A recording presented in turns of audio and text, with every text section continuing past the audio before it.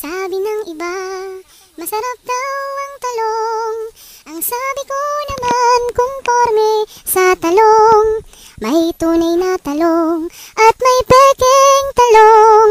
Ang tunay na talong tumatayo pagaling. Sabi ng iba, masarap daw ang mani. Ang sabi ko naman, kumporme sa mani. May tunay na mani at may peking mani.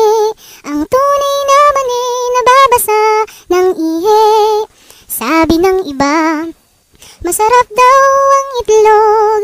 Ang sabi ko naman, kumporme sa itlog. May tunay na itlog at may peking itlog. Ang tunay na itlog kumakalog, may buhok. Sabi ng iba, masarap daw ang gata. Ang sabi ko